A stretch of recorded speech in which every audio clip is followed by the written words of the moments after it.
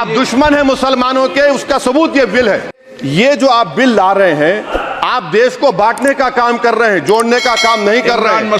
दुनिया का सबसे पहला वक़फ़ खाने काबा मक्के में है, क्या हम उसके ऊपर भी सवाल उठाएंगे? क्या कुरान में क्या लिखा है, फिक़ा में क्या लिखा है, इस्लाम में क्या लिखा है, ये आप तय करेंगे या मैं तय करूंगा? सर, इससे हम मजहब में दखलंदाजी कर रहे हैं। आप सर्वोच्च न्यायालय के आदेश के बावजूद इसको हटाना चाहते हो। मान्यवर, ये सीधे सीधे कानून के खिलाफ वर्जी है। इस संविधान की अगर धज्जियां उड़ाने का काम आप करने का काम कर रहे हो, हम इसका पुरजोर विरोध करेंगे।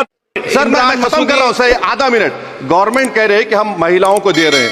मुझे यकीन है कि आप बिल्किस बानो को और ज़किया जाफरी को मेंबर बनाएंगे, मुझे यकीन है।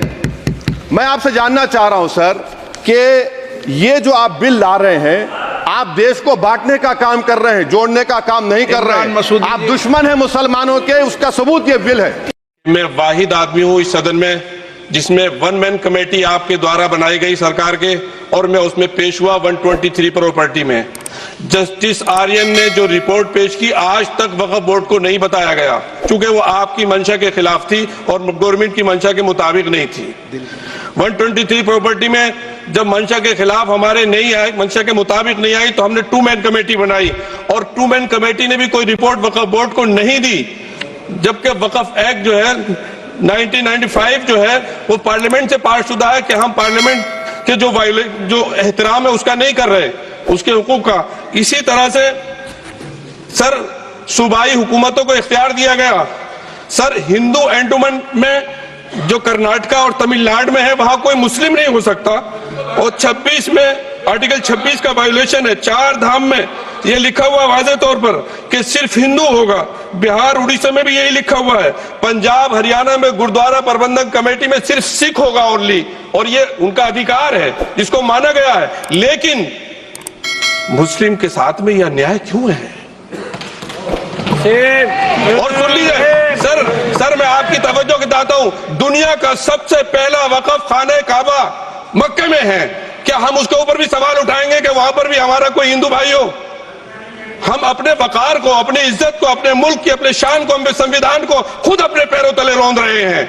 और वक़फ़ एक मुसलमानों का मजहबी अमल है, एक मजहबी फरीजा है। इससे उनको महरूम कॉन्स्टिट्यूशन के जरिए से भी कोई ताकत नहीं कर सकती। सर, ये हम बहुत बड़ी गलती करने जा रहे हैं, जिसका खुमियाजा हमें अभी नहीं, सदियों तक हम भुगतते रहेंगे, क्योंकि हम खुद अपने कॉन्स्टिट्यूशन को, संविधान को, उसकी पामाली कर रहे हैं। अगर हमें इस सिलसिले में, मैंने सर पूरा मैंने उसको मध्यम से पढ़ा है, और मैंने पूरी 40 तरामीम जो उसमें गलत है उसको लिखकर जो है वो मैं लेकर आया हूं।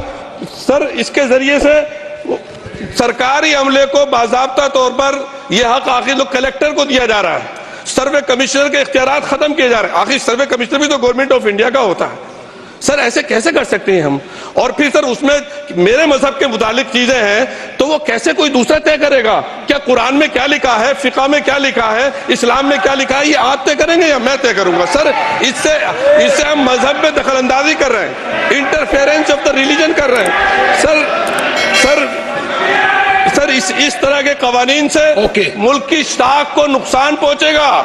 कॉन्स्टिट्यूशन की स्पिरिट हम खत्म कर देंगे, और अगर ये होगा तो कोई भी अकलियत, कोई भी माइनॉरिटी अपने आप को हिंदुस्तान में सेफ नहीं करेगी। पिछले दिनों सिखों के साथ भी ये हुआ, और कुछ ईसाई भाइयों के साथ भी इस तरह के वाकयात हुए हैं, जिसकी वजह से सब लोग अपने आप को असहाय महसूस कर रहे हैं। 10 साल से जो मुल्क में माइनॉरिटीज के साथ, उनके हुकूक के साथ, उनके रिलीजन फ्रीडम के साथ जो खिलवाड़ किया जा रहा है, उससे रूह कांप जाती है। और ऐसा महसूस होता है कहीं ऐसा ना हो कि जनता इन हुकूक के लिए, कॉन्स्टिट्यूशन को बचाने के लिए दोबारा सड़कों पर आ जाएगी।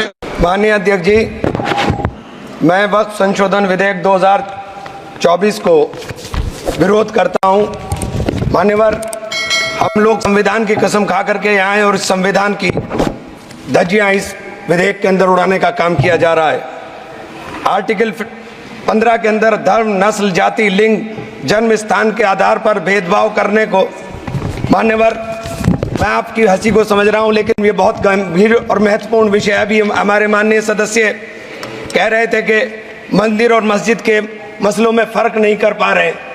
मैं बताना चाहता हूं, वक्फ बोर्ड मस्जिदों का प्रबंधन करने का काम करता है। वक्फ बोर्ड के तहत ही मस्जिदें सारी की सारी आती हैं और वक्फ बोर्ड की शक्तियों को आप खत्म कर करके डीएम राज ला करके उन तमाम प्रॉपर्टीज के ऊपर लगभग 8 लाख एकड़ प्रॉपर्टी पूरे देश के अंदर वक्फ बोर्ड के पास है।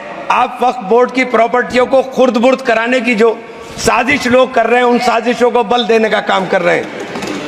साथ मैं आप माननीय अध्यक्ष जी आपसे कहना चाहता हूं कि आर्टिकल धारा 9 के तहत ये जो CWC संरचना में बदलाव किया गया है, मैं मान्यवर बताना चाहता हूं कि बंदोबस्ती प्रबंधन के अंदर जब दूसरे धर्म का व्यक्ति शामिल नहीं किया जा सकता तो वक्फ बोर्ड के अंदर यह शर्त क्यों लगाने का काम किया जा रहा है।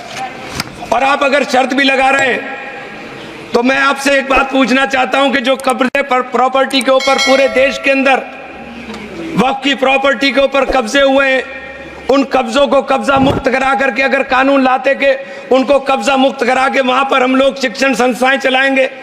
जिस आदमी ने वक्फ की प्रॉपर्टी, वो प्रॉपर्टी इस नियत के साथ वक्फ की कि आने वाली नस्लों के अंदर राय खुदा के अंदर फलाह के काम किए जा सकते हैं। उन फलाही कामों के लिए उन फलाही कामों के लिए अगर अध्यक्ष जी 2 मिनट के लिए 2 मिनट अभी नहीं, 1 मिनट दे दीजिए, 1 सेकंड भी नहीं। श्री GM बाल योगी नहीं, श्री GM हरीश बाल योगी। थैंक यू स्पीकर साहब। 1 मिनट को बात, हाँ खत्म कर, कंक्लूड कर। मैं माननीय अध्यक्ष जी कंक्लूड कर रहा हूँ 1 सेकंड के लिए। मैं इसके अंदर धारा 40 को माननीय अध्यक्ष जी हटाने का काम किया। इसके अंदर सर्वोच्च न्यायालय की सिविल अपील संख्या 7812 7814 ऑफ महाराष्ट्र राज्य वक्फ बोर्ड बनाम शेख यूसुफ भाई चावला अन्य के तहत प्रावधानों की जांच की धारा 40 के प्रावधानों की जांच की। अपने फैसले के पैराग्राफ 170 के अंदर बहुत स्पष्ट रूप से माना कि एक बहुत अच्छा कानून है। आप सर्वोच्च न्यायालय के आदेश के बावजूद इसको हटाना चाहते हो। मान्यवर, ये सीधे सीधे कानून के खिलाफ वर्जी है। हम कहना चाहते हैं कि संविधान की अगर धज्जियां उड़ाने का काम आप करने का काम कर रहे हो, हम इसका पुरजोर विरोध करेंगे और पुरजोर विरोध करने का काम करते हैं। बहुत बहुत धन्यवाद।